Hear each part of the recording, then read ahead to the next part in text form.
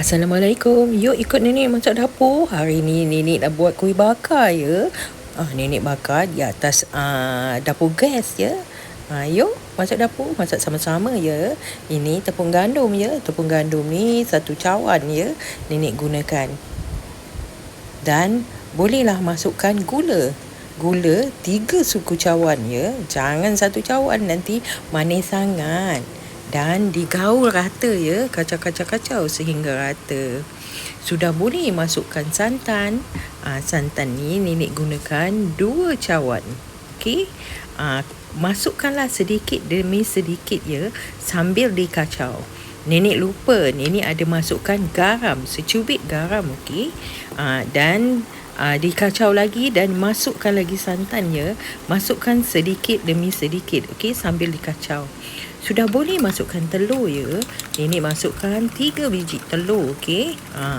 Dan dikacau sehingga rata. Masukkanlah lagi baki santan tu ya, dan sambil dikacau. Beginilah bentuknya adunan itu. Sudah boleh masukkan pandan paste ya. Nenek tak ada daun pandan. Kalau ada daun pandan, kita gunakan daun pandan, jadi rasanya lain sikit ya anak-anak, lagi sedap. Loyang disapu butter ya anak-anak, dan ditabur tepung, okey. Terlepas tu letaklah tapisan di atas ya. Kita nak tapis adunan yang kita sudah buat tadi, okey. Harus ditapis ya. Kalau tidak nanti kuih bakar kita tak cantik ya, tak dapat smooth, okey. Akan berbiji-biji tepung-tepung yang tak larut tadi, okey. Begitulah dia. Angkatlah tapisan tu. Nenek bikin sedikit sahaja, separuh loyang. Alhamdulillah. Sudah boleh tabur bijan ya. Kalau boleh bijan putih dan bijan hitam campur tau, lagi cantik. Macam nampak berwarna-warni gitu ya. Bukan warna apa, hitam dan putih. Sudah boleh bakar ya. Nenek bakar di atas kuali ya. Dan tutuplah kuali. Masaklah sehingga 45 minit ya.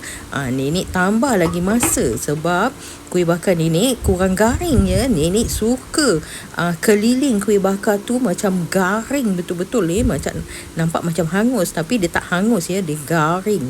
Sedap kuih bakar yang kelilingnya tu, yang garing-garing macam gitu ya. Nenek akan merebut makan kuih bakar yang keliling loyang tu. Sedap.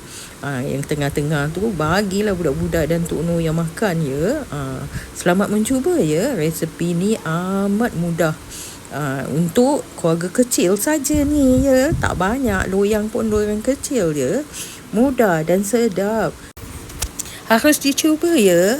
Terima kasih sudi kemari. Salam sayang. Jumpa lagi, okey.